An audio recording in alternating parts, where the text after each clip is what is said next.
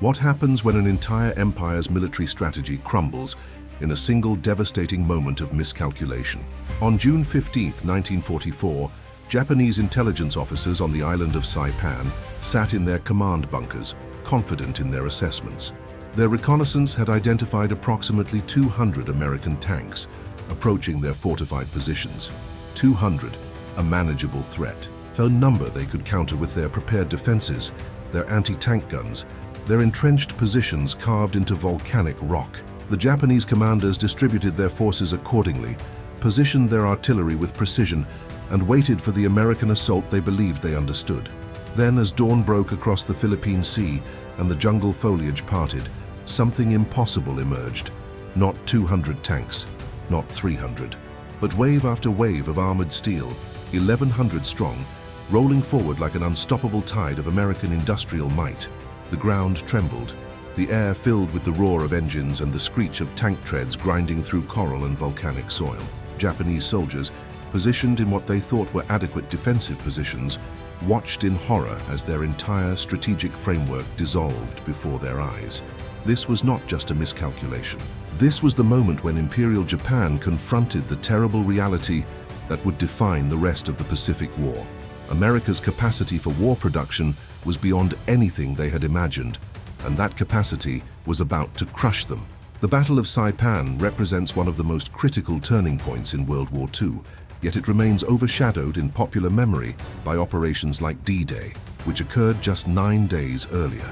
But while Allied forces stormed the beaches of Normandy, another massive amphibious assault was unfolding 6,000 miles away in the Pacific, one that would prove strategically decisive in ways that even the liberation of France could not match. Saipan was not merely another island in the island-hopping campaign. It was the key that would unlock Japan's inner defenses, the base from which American B-29 Superfortress bombers could reach the Japanese home islands, the place where the myth of Japanese invincibility would finally shatter completely. And at the heart of this battle was a demonstration of armored warfare that the Japanese military had never witnessed, could never have prepared for, and would never recover from. This is the story of how American tanks turned the tide at Saipan, how Japanese intelligence failed catastrophically, and how a single battle revealed the fundamental truth that would end the Pacific War.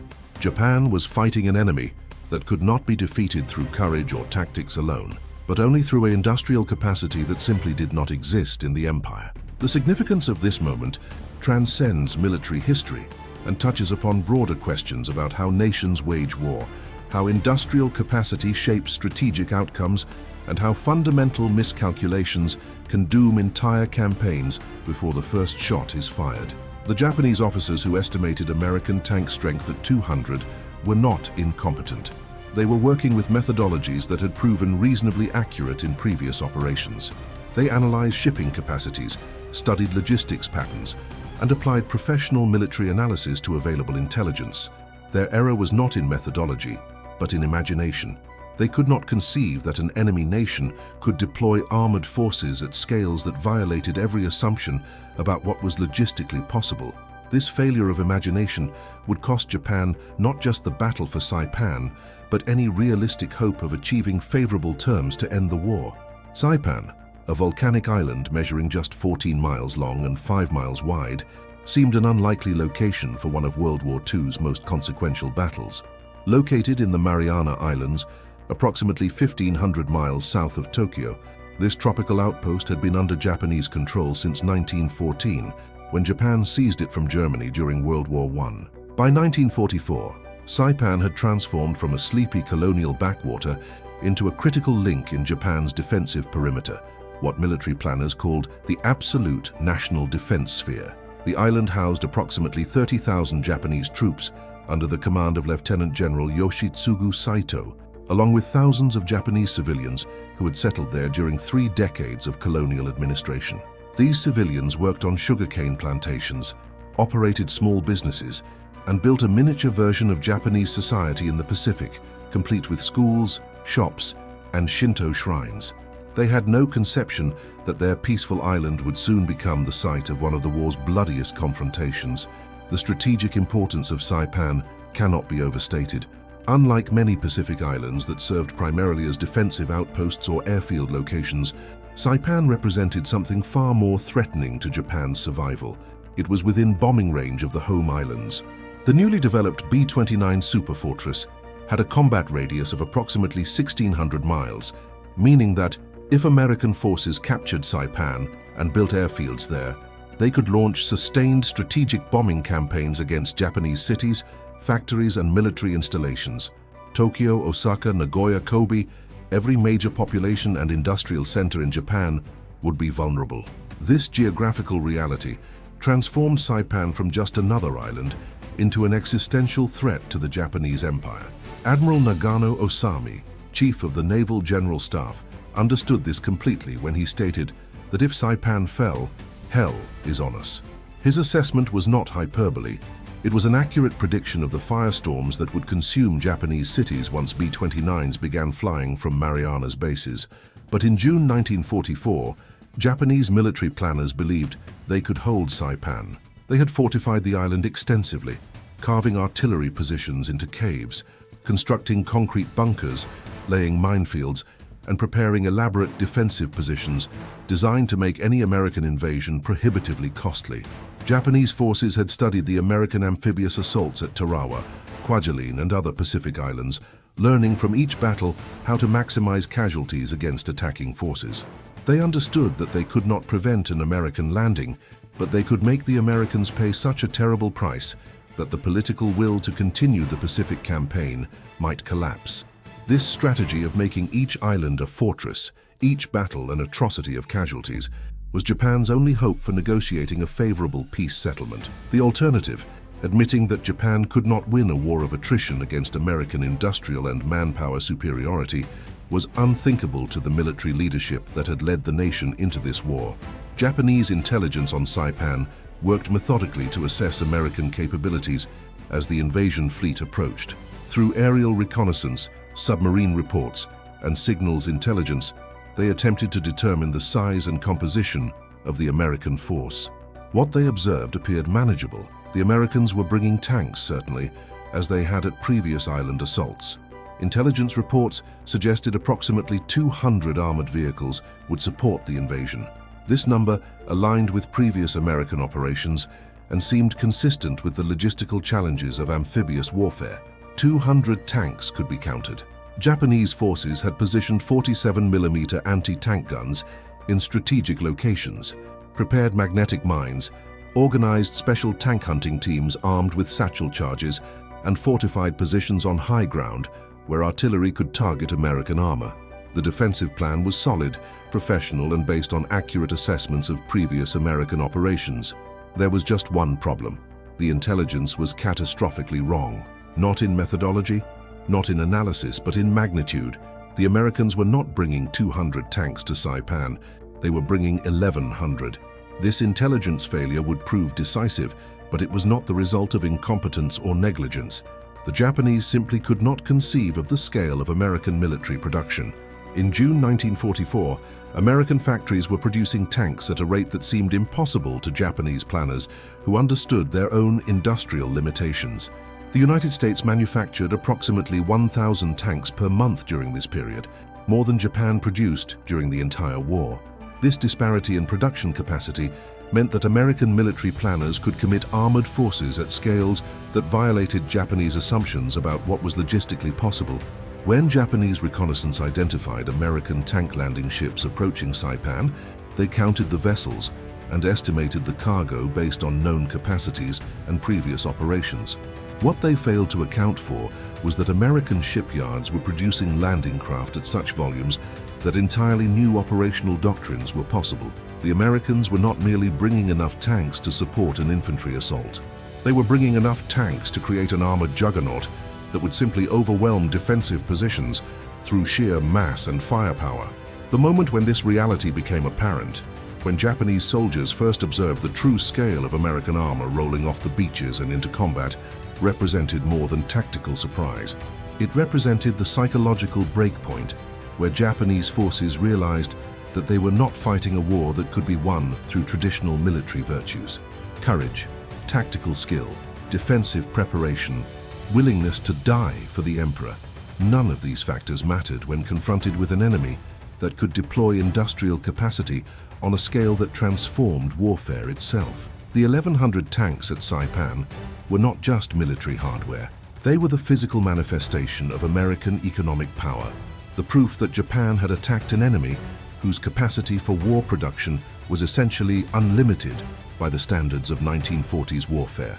Understanding this moment requires understanding not just the battle itself, but the broader context of how these tanks arrived, what they represented, and why their presence on Saipan meant that Japan's war was already lost, even if the fighting would continue for another brutal year. The geography of Saipan itself played a crucial role in shaping the battle that would unfold. The island's volcanic origins had created terrain that seemed inherently unsuitable for armored operations. Mount Tapochau, rising 1,500 feet above sea level, dominated the island's center, with steep ridges radiating outward like spokes on a wheel. Dense jungle covered much of the lowland areas, while the coasts featured a mix of sandy beaches, coral reefs, and rocky cliffs. Japanese engineers had spent months studying this terrain, identifying optimal defensive positions that maximized natural advantages. They placed artillery in caves that provided protection from naval bombardment, while offering clear fields of fire against beaches where Americans would land. They constructed machine gun nests in locations where interlocking fire lanes would create killing zones. They booby-trapped trails, mined likely approach routes, and created defensive depth that would force Americans to fight for every yard of advance.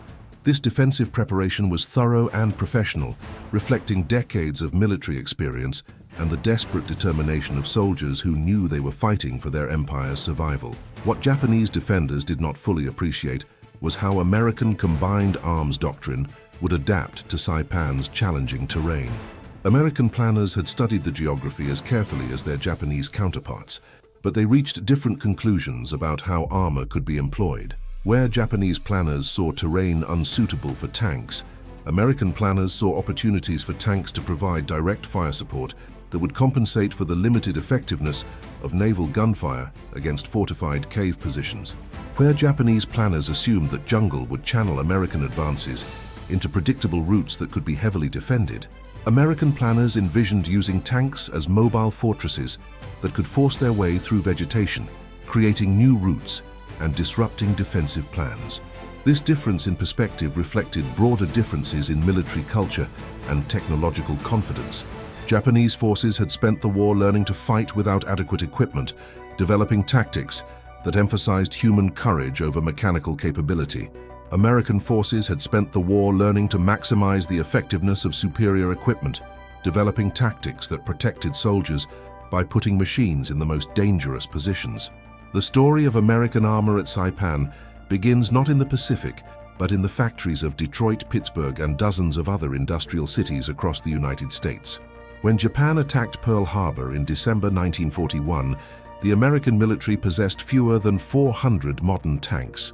The armored forces were equipped primarily with light tanks, designed for reconnaissance and infantry support, vehicles that would prove woefully inadequate against German panzers in North Africa and Europe.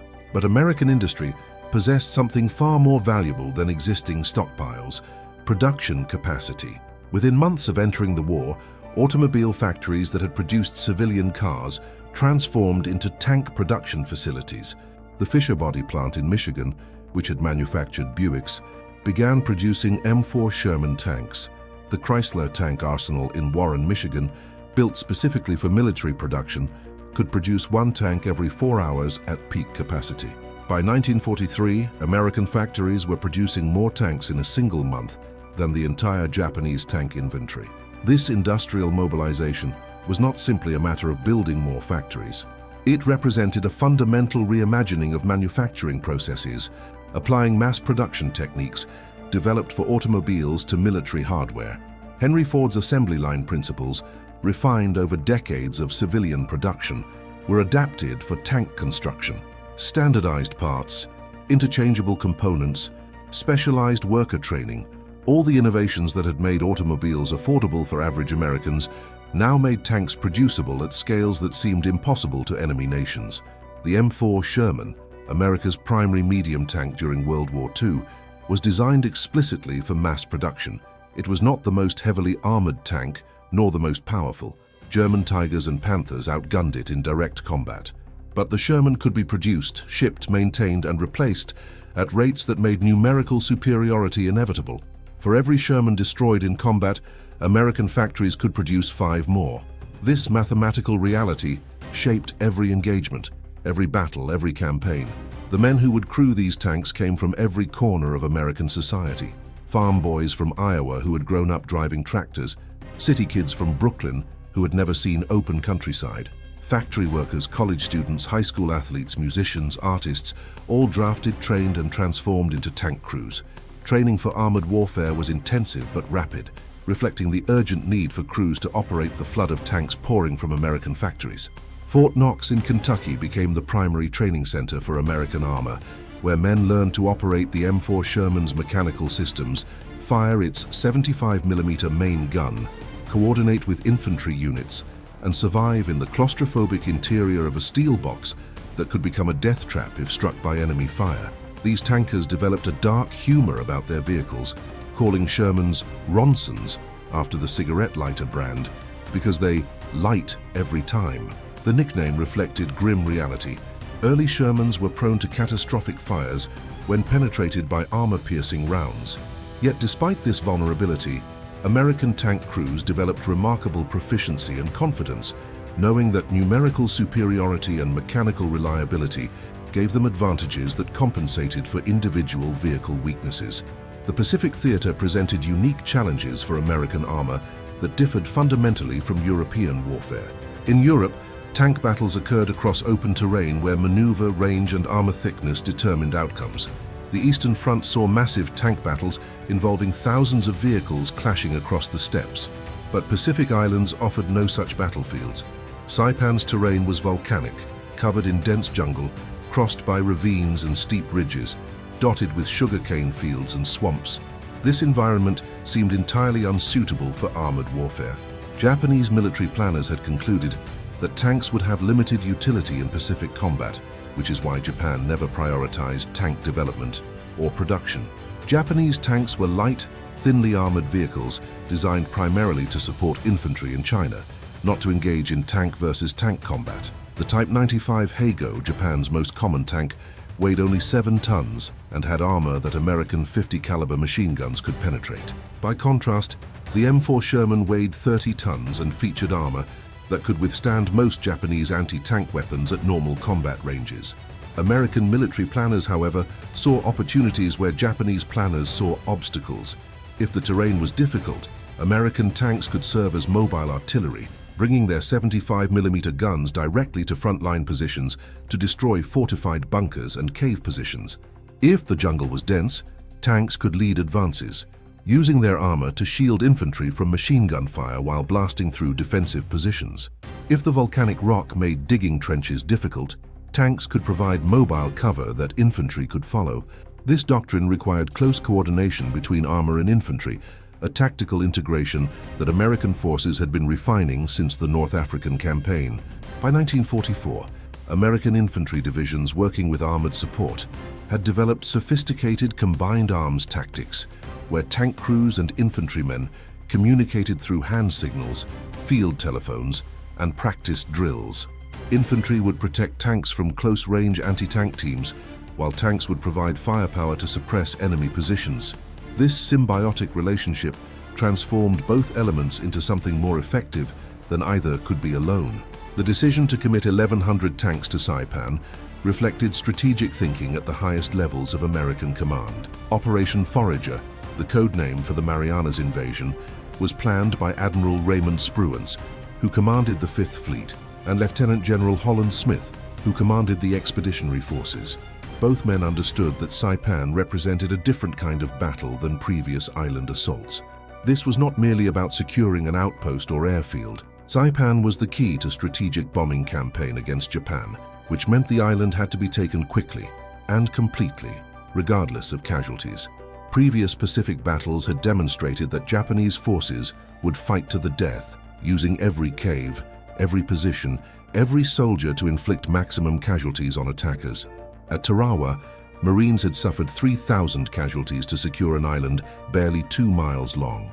At Peleliu, which occurred after Saipan, American forces would suffer nearly 10,000 casualties in a battle that lasted 2 months. Spruance and Smith wanted to avoid a protracted campaign on Saipan. Their solution was overwhelming force, particularly armored force, that could simply crush Japanese defenses through firepower and mobility. The assembly of this armored force required logistical efforts that were themselves remarkable achievements. Each Sherman tank weighed 30 tons and required specialized landing craft to deliver to beaches. The LST, or landing ship tank, could carry up to 20 tanks, but only if properly loaded and balanced.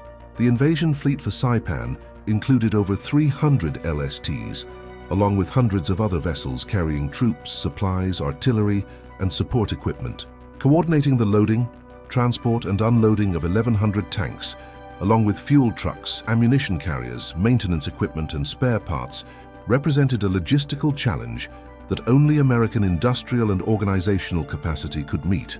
Each tank required 5 crewmen, meaning 5,500 tankers had to be transported, along with thousands of maintenance personnel, fuel, ammunition, and replacement parts. The gasoline alone to operate 1,100 tanks for a sustained campaign required hundreds of thousands of gallons, delivered in vulnerable fuel trucks that became priority targets for Japanese artillery. The men of the 2nd and 4th Marine Divisions, along with the 27th Infantry Division, who would fight at Saipan, had no illusions about the battle ahead.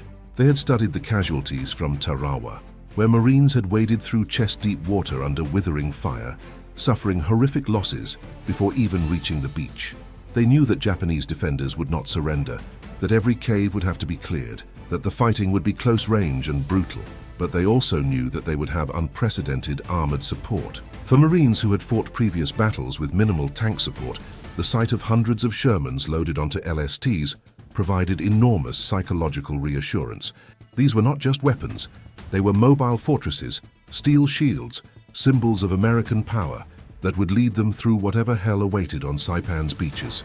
The tankers themselves felt the weight of this responsibility. They knew their role was not merely to destroy enemy positions, but to protect the infantry, to give the riflemen following behind them a better chance to survive, to bring them home. This sense of mutual dependence between armor and infantry, between tankers and Marines, would define the battle and make the difference between success and catastrophic failure. The preparation for Saipan involved more than just assembling tanks and troops. It required creating an entire support infrastructure that could sustain armored operations in one of the world's most remote locations. Fuel depots had to be established on captured islands along the route to Saipan, creating a chain of supply points that would keep the invasion fleet moving. Spare parts for tanks had to be catalogued, packed, and shipped, with enough redundancy to account for combat losses and mechanical failures. Ammunition for the 75mm guns had to be produced in quantities sufficient for sustained combat, then transported across thousands of miles of ocean. Medical facilities had to be prepared to handle casualties from both conventional combat and the unique injuries associated with armored warfare, including severe burns from tank fires. This logistical tale, the massive support structure required to keep 1,100 tanks operational, represented an investment of resources that exceeded the value of many small nations' entire military budgets. The tankers who would fight at Saipan came from diverse backgrounds, but shared common experiences that forged them into effective combat crews. Many had trained together for months, learning each other's habits and developing the seamless coordination necessary for tank combat. The tank commander, typically a sergeant or lieutenant, bore responsibility for tactical decisions and crew survival. He stood in the turret, exposed to enemy fire, but needing visibility to command effectively. The gunner sat below, eyes pressed to optical sights, hands on controls that traversed the turret and elevated the main gun.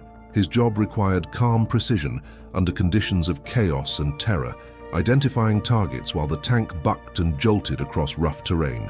The loader worked in cramped space beside the gun, manhandling heavy shells from storage racks into the breach, his speed directly affecting the tank's rate of fire and thus its survival in combat. The driver sat in the hull, controlling the tank through steering levers and throttle, navigating terrain while shells exploded around him, trusting the commander's directions because he could see almost nothing from his position. The assistant driver operated the hull machine gun, and served as backup if other crew members were injured. These 5 men became a single organism, thinking and reacting as one, their survival dependent on perfect teamwork under the worst conditions imaginable. The voyage to Saipan gave these tankers time to contemplate what awaited them. They maintained their vehicles aboard the LSTs, checking mechanical systems, cleaning weapons, inventorying ammunition. They studied maps and aerial photographs of Saipan, memorizing terrain features and defensive positions. They listened to intelligence briefings that described Japanese defenses in clinical terms that failed to convey the horror of what they would face. And they talked among themselves, sharing fears and hopes, making dark jokes to cope with anxiety, writing letters home that might be their last. These men understood that they were about to participate in something unprecedented in Pacific warfare. The scale of the armored force they represented was beyond anything previously attempted in the island-hopping campaign. They took pride in this, feeling that they were part of a historic operation that would change the course of the war. But they also felt the weight of responsibility and the cold fear that came with knowing that their tanks, for all their armor and firepower, could become death traps if they made mistakes or were simply unlucky. The central theme of armored warfare at Saipan was overwhelming force applied with systematic precision. American doctrine in 1944 did not emphasize individual tactical brilliance or heroic single-tank actions. Instead, it focused on coordinated mass attacks, where armor, infantry, artillery, and air support worked together to create irresistible offensive pressure. This approach reflected American military philosophy that valued industrial capacity and organizational efficiency over warrior virtues. Where Japanese military culture emphasized individual sacrifice, spiritual strength, and willingness to die for the emperor, American military culture emphasized teamwork, mechanical reliability, and the application of superior firepower to minimize casualties. These contrasting philosophies would clash directly at Saipan, and the outcome would demonstrate which approach was more effective in modern industrial warfare. The tank itself, as a weapon system, represented the culmination of industrial-age military thinking. Tanks combined mobility, protection, and firepower in a single platform that could survive in environments where unprotected infantry would be slaughtered. The psychological impact of tanks on both attackers and defenders was profound. For the soldiers following behind tanks, the presence of armored vehicles provided courage and confidence. The tank became a moving fortress, something to hide behind, something that drew enemy fire away from vulnerable human bodies. For defenders facing tanks, the psychological effect was the opposite.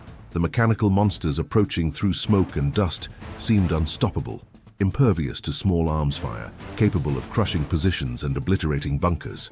This psychological dimension of armored warfare was as important as the actual firepower tanks provided. Japanese soldiers, who had been trained to believe that spiritual strength could overcome material disadvantages, found their convictions tested when confronted with American armor rolling forward, despite everything thrown against it.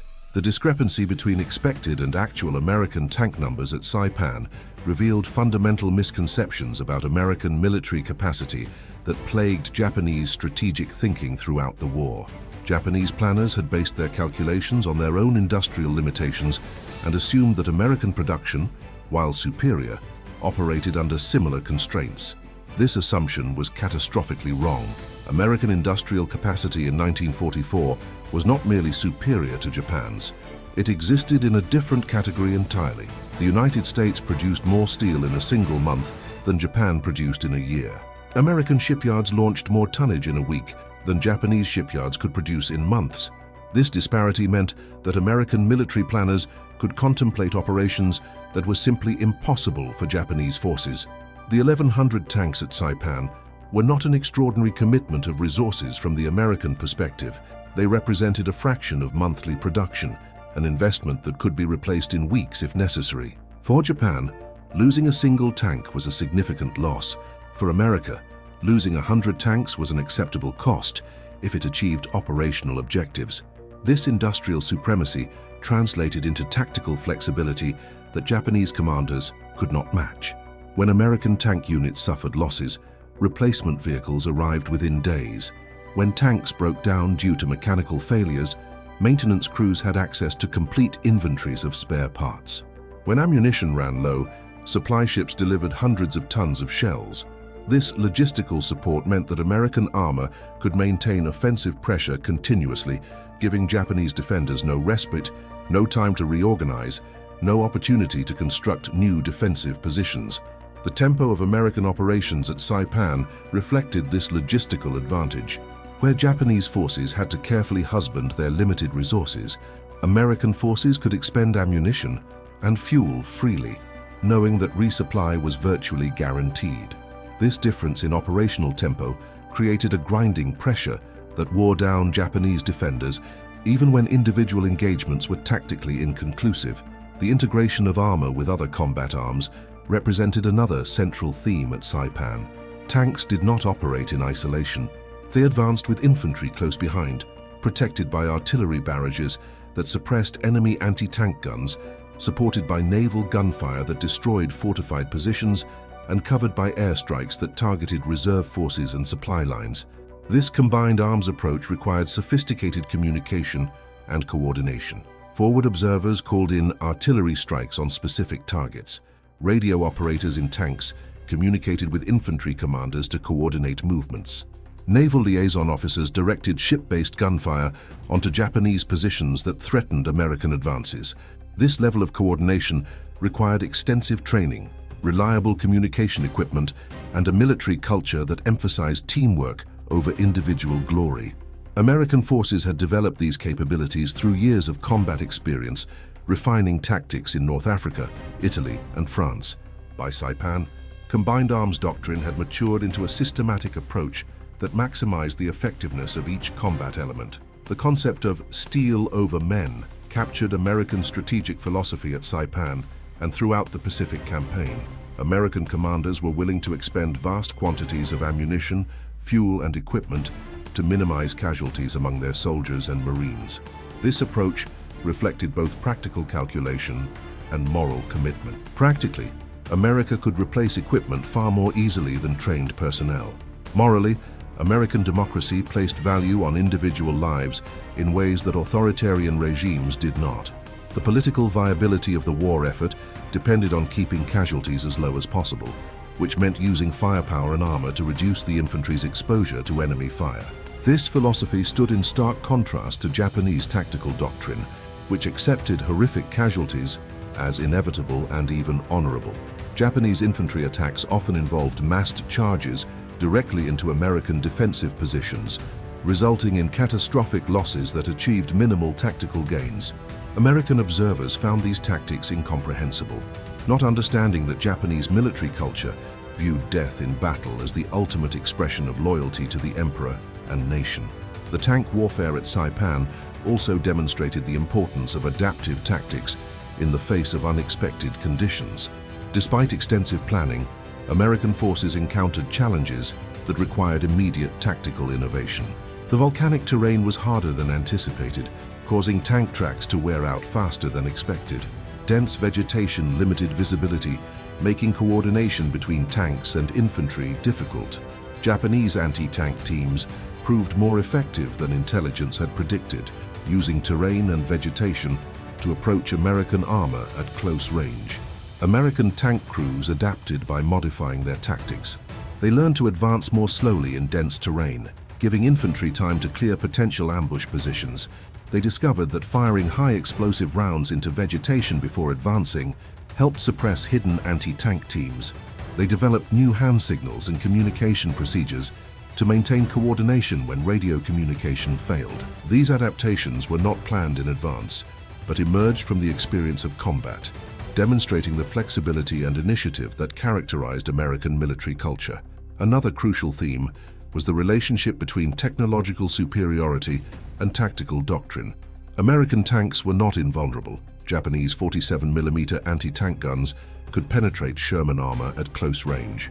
Magnetic mines could disable tanks if Japanese soldiers could get close enough to attach them. Well-placed artillery could destroy tanks with direct hits, but American tactical doctrine minimized these vulnerabilities through combined arms coordination. Infantry screened tanks from close-range anti-tank teams. Artillery suppressed Japanese guns before they could engage American armor. Smoke screens obscured tank movements during critical advances. This integration of technology and tactics reflected sophisticated military thinking that understood that weapons alone do not win battles. Victory requires systems that maximize weapon effectiveness while minimizing vulnerabilities. The urban combat that developed as American forces advanced into Saipan's towns and villages presented unique challenges for tank operations. Streets could be barricaded, creating choke points where tanks became vulnerable to close-range attacks. Buildings provided cover for Japanese defenders who could engage tanks from multiple angles. Civilians complicated tactical decisions, forcing American forces to balance military necessity with humanitarian concerns. Tank commanders had to make split-second decisions about when to fire and when to hold fire, balancing the need to destroy enemy positions against the risk of civilian casualties. These moral complexities of armored warfare in populated areas foreshadowed challenges that would become even more prominent in later conflicts, demonstrating that technological superiority does not eliminate the moral dilemmas inherent in warfare. The role of tank maintenance and repair crews represented another essential theme, though one often overlooked in combat narratives. For every tank in combat, there were mechanics, welders, electricians, and other specialists working behind the lines to keep the armored force operational. Tanks broke down constantly due to mechanical stress, battle damage, and the harsh conditions of tropical warfare. Engines overheated, transmissions failed, tracks broke, electrical systems malfunctioned. The maintenance crews who repaired these vehicles worked under enormous pressure, knowing that every tank they returned to service potentially saved American lives. They worked through air raids in mud and rain with improvised tools when proper equipment was unavailable. Their contribution to American victory at Saipan was as essential as the tankers who fought on the front lines, demonstrating that modern warfare requires not just combat soldiers, but entire support structures of technical specialists. The evolution of tank tactics during the battle reflected the learning process that occurred in real time as American forces adapted to Saipan's unique challenges.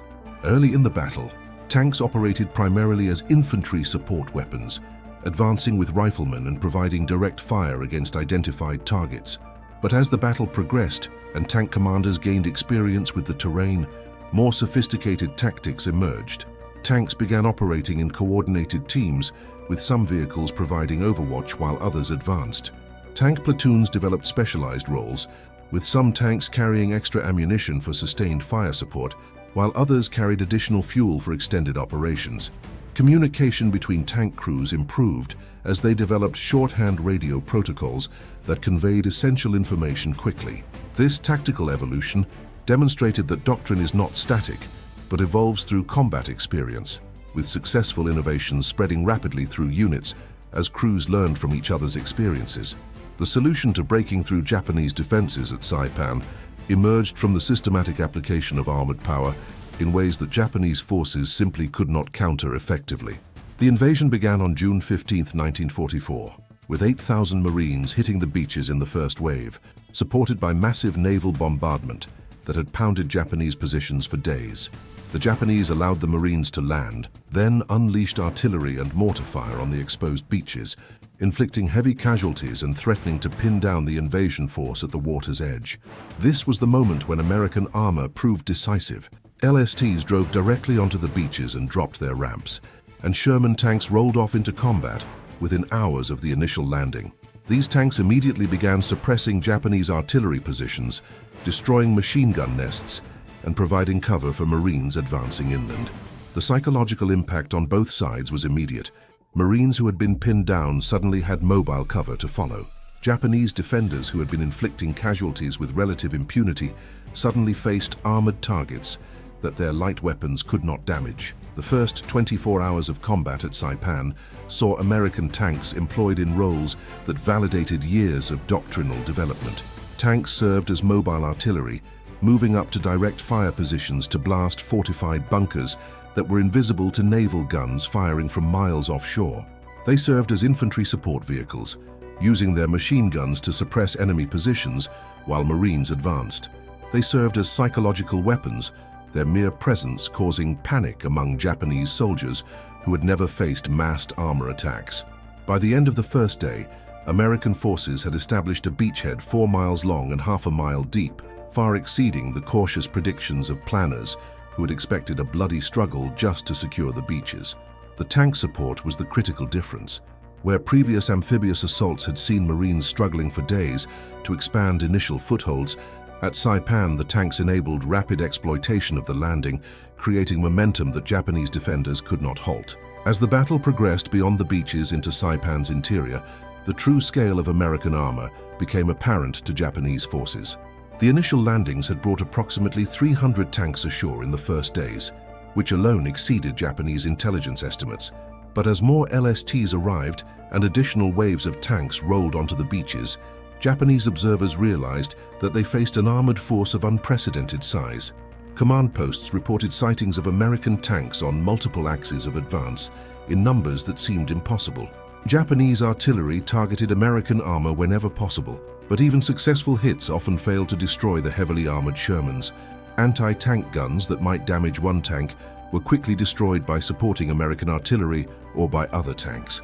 The defensive plan that had seemed adequate when designed to counter 200 tanks simply collapsed when faced with 1,100. There were not enough anti-tank guns, not enough prepared positions, not enough ammunition to stop or even significantly slow the American armored advance. The tactical solutions American forces developed during the Saipan campaign became templates for future operations.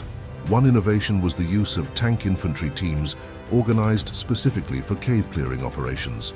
Saipan's volcanic terrain featured hundreds of caves, many of which Japanese forces had fortified into defensive positions.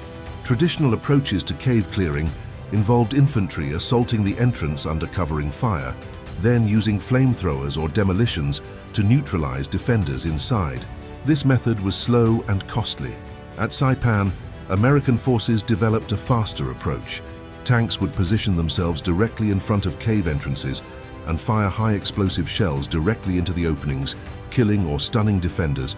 Then infantry would rush the entrance before defenders could recover.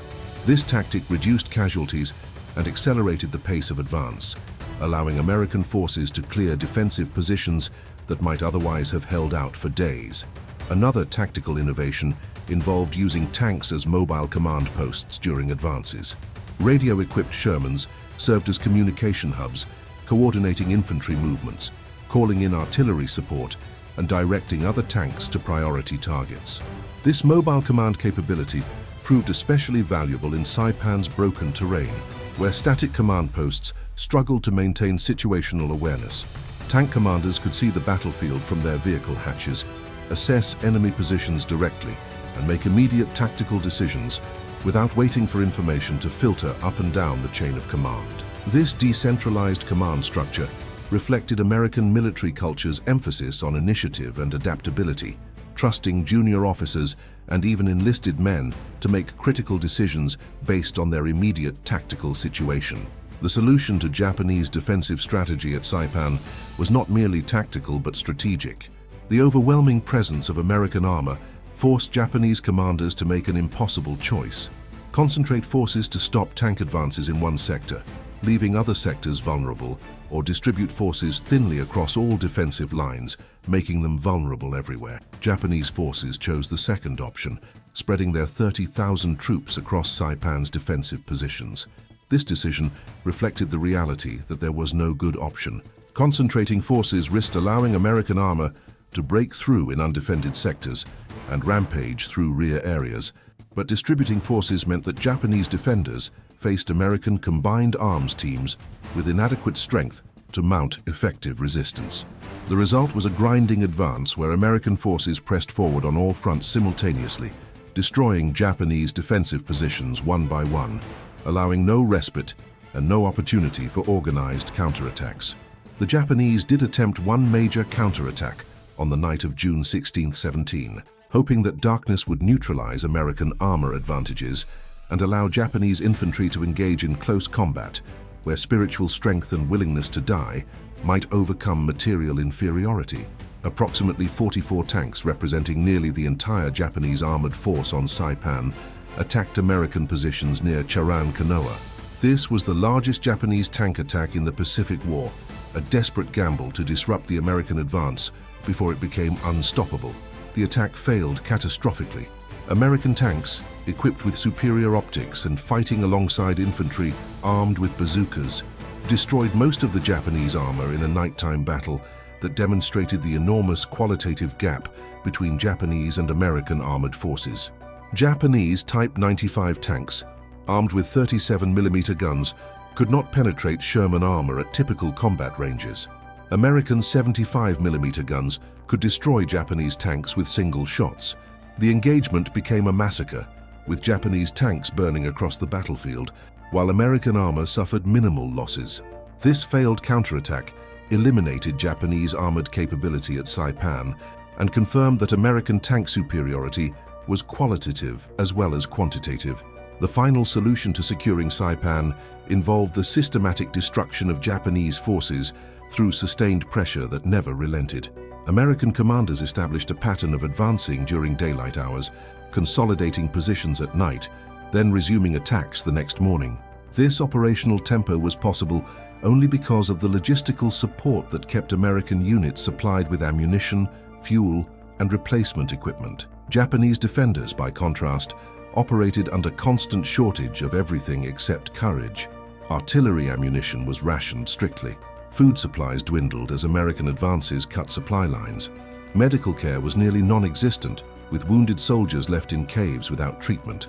The psychological effect of this sustained pressure was devastating.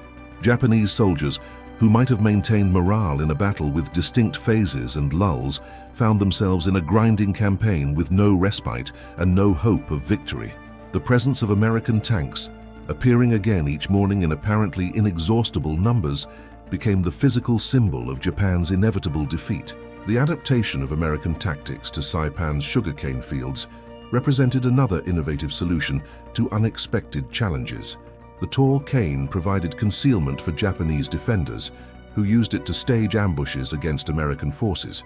Traditional infantry clearing operations in such terrain were slow and dangerous. American forces discovered that tanks could simply drive through the cane fields, crushing the vegetation and exposing hidden positions. Tank platoons would advance through cane fields in line abreast, their passage creating lanes for following infantry while destroying concealment that Japanese troops depended on. This brutal but effective tactic demonstrated American willingness to use mechanical power to solve tactical problems, transforming difficult terrain into relatively open ground through sheer force. The coordination between Marine and Army units at Saipan, facilitated by armored support, represented a solution to inter-service rivalry that had plagued earlier operations. The 2nd and 4th Marine Divisions, along with the 27th Infantry Division, operated under unified command with shared tank support. This arrangement required overcoming institutional cultures and doctrinal differences. Marine commanders had to work with Army tank battalions that operated under different tactical procedures. Army commanders had to coordinate with Marine infantry units that had their own combat traditions. The tanks themselves became a unifying element, providing common capabilities that both services could employ regardless of doctrinal differences. This forced integration, driven by operational necessity, created the foundation for future joint operations that would characterize American military operations for decades to come. The use of tanks in the final phase of the battle, during the clearing of northern Saipan's cliffs and caves, demonstrated the versatility of armored forces in terrain that seemed completely unsuitable for mechanized warfare.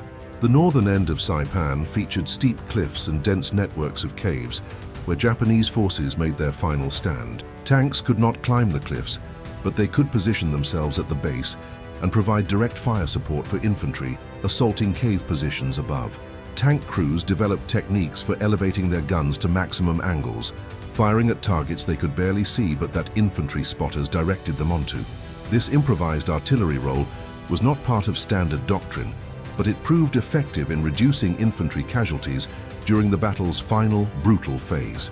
The adaptability that allowed tank crews to employ their vehicles in roles never envisioned during training exemplified the problem-solving culture that gave American forces advantages beyond mere numerical or technological superiority.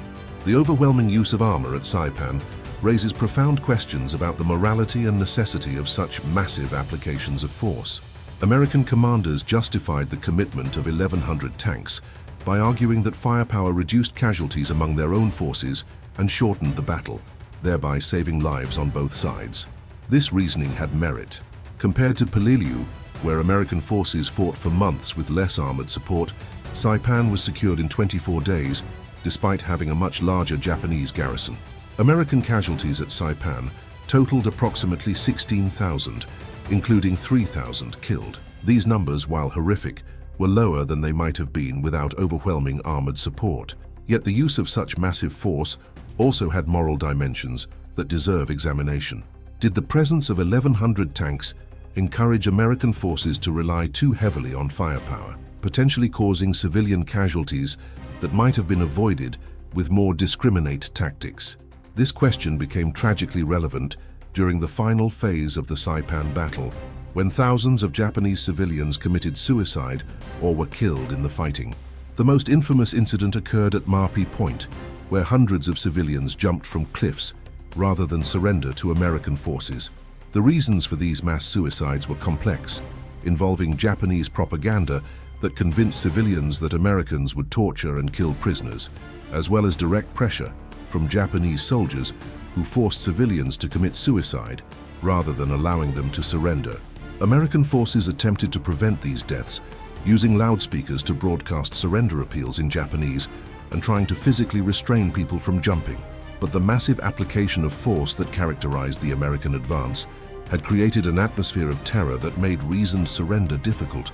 Civilians who witnessed American tanks destroying defensive positions, flamethrower teams burning caves, and naval bombardments pulverizing entire hillsides concluded that survival was impossible. The overwhelming force that saved American lives may have contributed to civilian deaths by creating conditions of panic and desperation.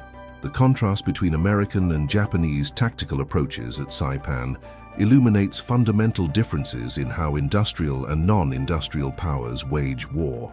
American tactics emphasized using machines to perform the most dangerous work, keeping soldiers alive to fight another day.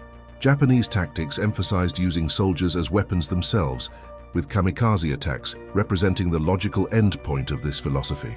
From an American perspective, Japanese tactics seemed wasteful and irrational, spending lives that could not be replaced in attacks that achieved minimal results. From a Japanese perspective, American tactics might have seemed cowardly, hiding behind armor instead of confronting the enemy directly. Yet the battle's outcome demonstrated which approach was more effective in achieving military objectives. Japanese forces fought with extraordinary courage, holding defensive positions against overwhelming odds, dying in place rather than retreating. But courage without adequate weapons, without industrial support, without hope of reinforcement or resupply, was insufficient to prevent defeat. The intelligence failure that caused Japanese commanders to underestimate American tank strength by a factor of 5 reveals broader weaknesses in Japanese strategic thinking. Japan entered World War II with inadequate understanding of American industrial capacity, believing that American society was too soft, too focused on comfort and luxury to sustain a long war. This assessment proved catastrophically wrong. American society was capable of enormous sacrifice when mobilized for war, but it deployed that sacrifice through industrial production rather than through individual soldiers dying in doomed attacks. The 1,100 tanks at Saipan represented countless American workers in factories producing armor, workers in mines extracting ore, engineers designing production systems, trainers preparing tank crews, logisticians moving equipment across oceans. This mobilization of an entire society's productive capacity was Japan's true enemy, and it was an enemy that could not be defeated through conventional military means. The question of whether such overwhelming force was necessary remains debatable. Some military historians argue that fewer tanks might have sufficed if deployed with equal skill, that the 1,100 tanks at Saipan represented overkill driven by institutional momentum rather than operational necessity. This argument has some merit. American forces at later battles, such as Iwo Jima, achieved success with smaller tank forces because lessons learned at Saipan improved tactical efficiency. But this argument ignores the strategic context. Saipan needed to be taken quickly to enable the strategic bombing campaign against Japan. Every day that Saipan remained in Japanese hands was another day that Japanese factories produced weapons, that Japanese forces fortified other islands, that American servicemen remained deployed far from home. The massive commitment of tanks at Saipan reflected strategic calculation that speed and certainty of victory justified extraordinary resource commitments. From this perspective, the 1,100 tanks were not excessive, but appropriate to the strategic importance of the objective. The legacy of Saipan's tank warfare influenced American military doctrine for decades. The demonstrated effectiveness of massed armor in difficult terrain validated investments in tank production and development.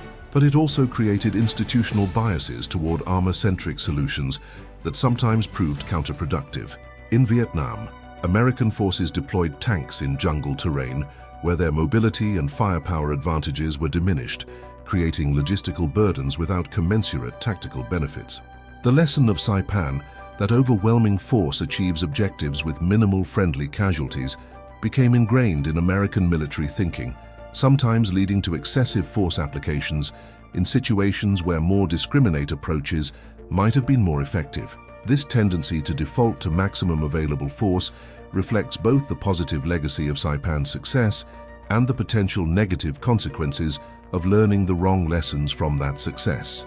Reflecting on the human dimension of Saipan's tank warfare requires acknowledging the experiences of the tankers themselves. These men spent weeks living in steel boxes in tropical heat, breathing exhaust fumes and cordite smoke, facing the constant possibility of catastrophic death if enemy fire penetrated their armor. Tank crews at Saipan developed close bonds, understanding that their survival depended on each crew member performing their role perfectly under conditions of extreme stress. The driver who kept the tank moving despite enemy fire, the gunner who identified and destroyed threats before they could destroy the tank, the loader who kept ammunition flowing to the gun, the commander who made split-second tactical decisions, all were equally essential. These crews experienced war differently than infantry, with fewer casualties overall, but facing the psychological terror of knowing that a single unlucky shot could turn their vehicle into an inferno. The trauma of watching fellow tank crews burn to death, of hearing trapped men screaming over radio nets, of pulling burned bodies from destroyed vehicles, was the hidden cost of armored warfare's statistical efficiency. The environmental impact of massed armor at Saipan represents another dimension worth reflecting upon. 1,100 tanks grinding across Saipan's landscape destroyed vegetation, contaminated soil with petroleum products, and created physical scars that remained visible for decades. Sugarcane fields that had sustained local agriculture were obliterated. Jungle ecosystems were disrupted. Coral reefs near landing beaches were damaged by landing craft and discarded equipment. Modern environmental consciousness makes these impacts visible in ways that wartime necessity obscured. The question of whether military necessity justified such environmental destruction has no easy answer, but it deserves acknowledgement as part of warfare's comprehensive cost. The comparison between Saipan and contemporary conflicts reveals both continuities and changes in how armored warfare is conducted. Modern tanks are far more sophisticated than World War II Shermans, with advanced targeting systems, composite armor, and powerful engines. But the fundamental principles validated at Saipan, combined arms coordination, massed application of force, logistical sustainability, remain central to military doctrine. The challenges of urban combat, civilian populations in war zones, and the moral complexities of overwhelming force are more relevant today than ever. Saipan offers historical lessons about both the effectiveness and the costs of industrial-scale warfare, lessons that remain applicable in very different technological contexts. The psychological burden carried by survivors of Saipan's tank battles deserves recognition. Many tankers returned home with what we now recognize as post-traumatic stress disorder, though in their era it was called combat fatigue or shell shock, if acknowledged at all. The nightmares of burning tanks, the survivors' guilt of living when crewmates died, the moral injury of having killed at close range, these psychological wounds often went untreated, affecting veterans for the rest of their lives. Modern understanding of combat trauma allows us to recognize costs that were invisible or ignored in 1944, adding another dimension to the price of Saipan's armored victory. The battle for Saipan ended on July 9, 1944, after 24 days of combat that transformed the Pacific War's strategic landscape. American forces secured the island with its vital airfield sites, immediately beginning construction of bomber bases that would bring Japan's home islands within range of sustained strategic bombing. The first B-29 raid launched from Saipan's runways on November 24, 1944, striking Tokyo with precision that would have been impossible from more distant bases.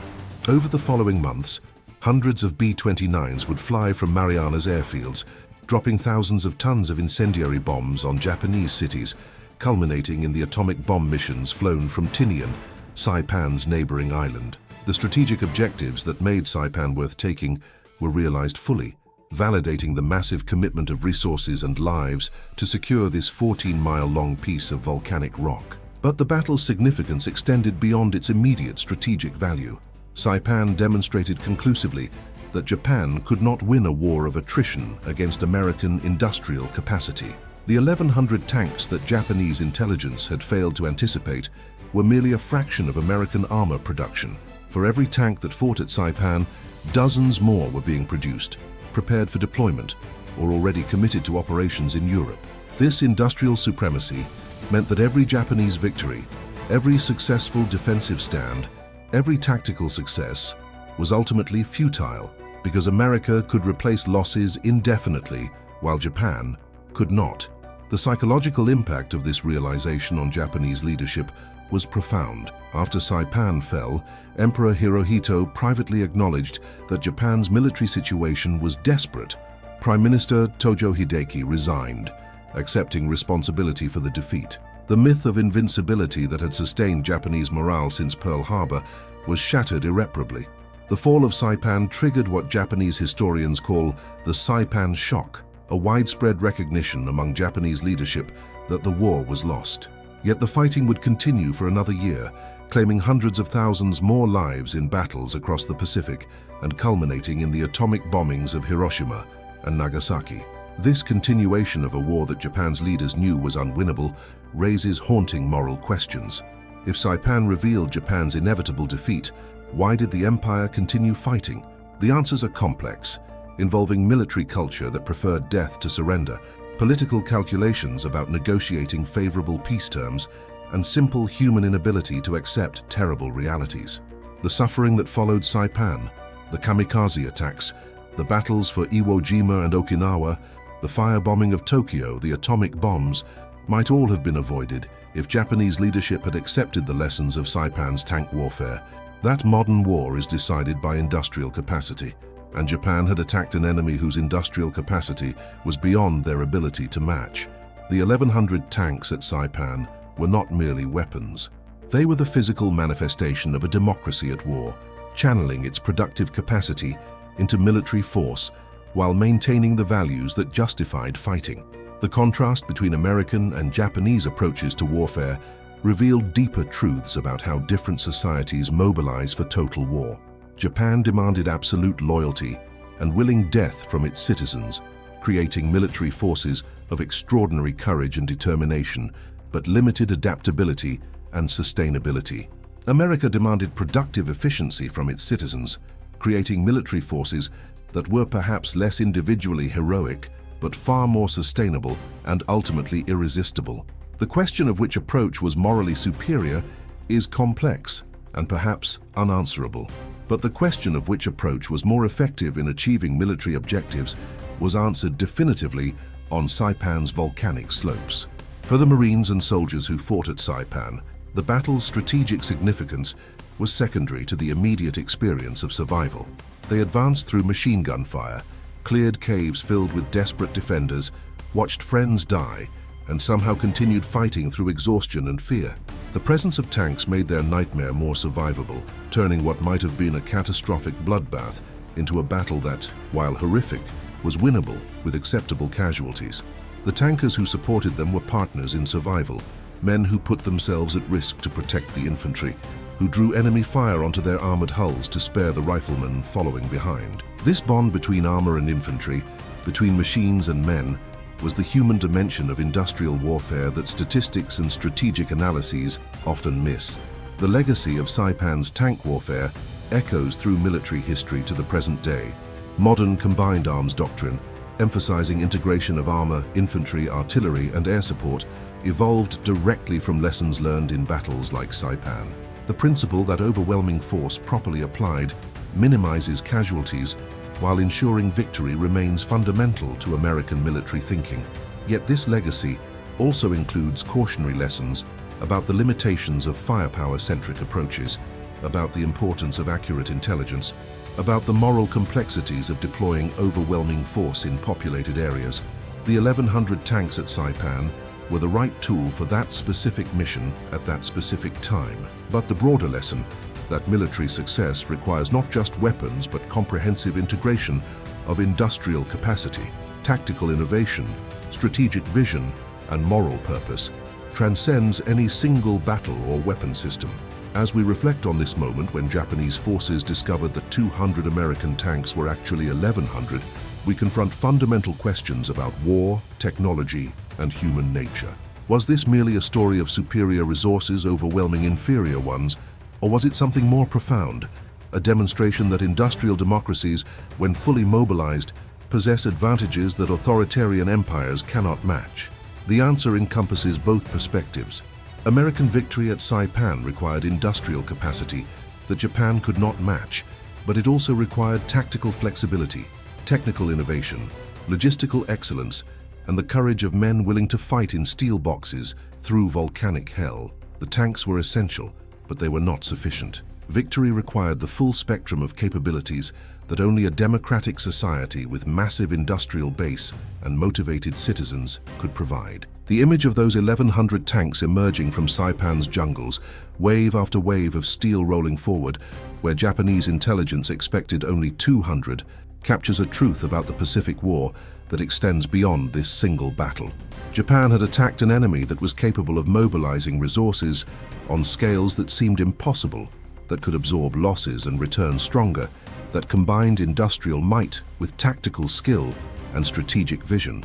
The shock that Japanese soldiers experienced watching that armored tide advance, the realization that everything they had been told about American weakness and Japanese invincibility was a lie, was the same shock that Japanese leadership experienced throughout the war's final year.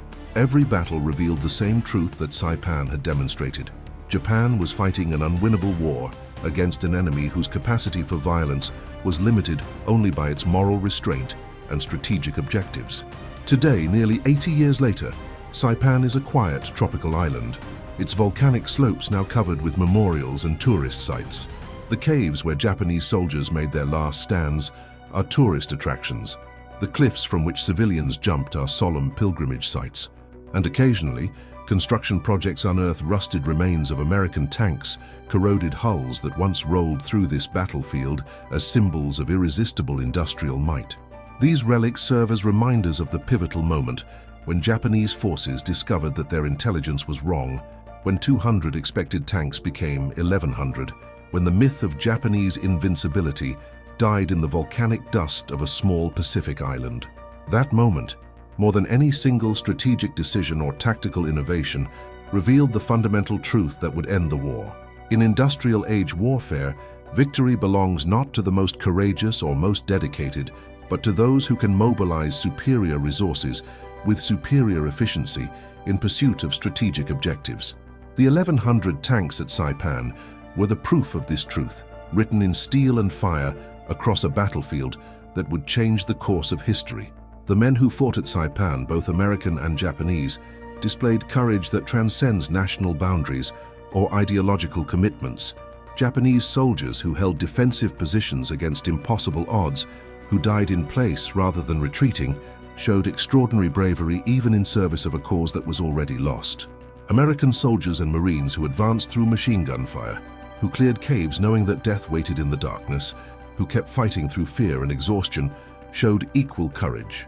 The tankers who crewed their steel fortresses through weeks of combat, who climbed back into vehicles after watching fellow crews burn to death, who put themselves between the enemy and the infantry they protected, embodied a different kind of courage.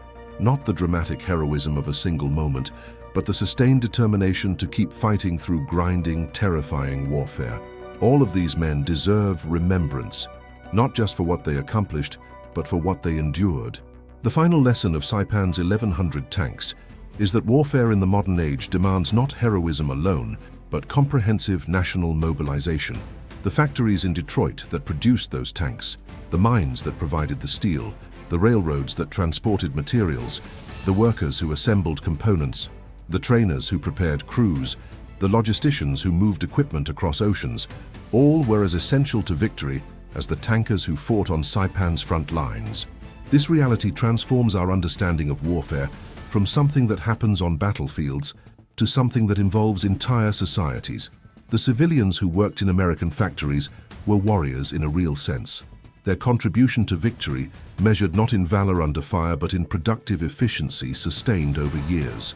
Understanding this comprehensive nature of modern warfare helps explain both how wars are won and why they are so destructive. As we conclude this examination of Saipan's armored warfare, we return to the central image: Japanese soldiers watching in horror as American tanks emerged from the jungle in numbers that violated every assumption, every calculation, every intelligence estimate. That moment of shocked realization, when expected reality collided catastrophically with actual reality, was the moment when the Pacific War's outcome became inevitable.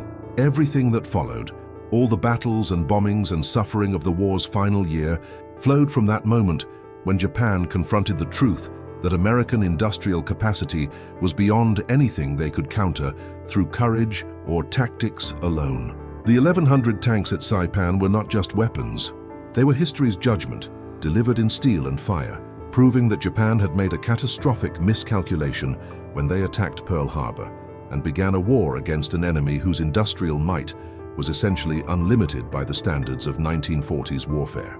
That judgment, rendered across Saipan's volcanic slopes in June and July 1944, echoes through history as a reminder that in modern warfare, victory requires not just willing soldiers, but entire nations mobilized for industrial-scale violence.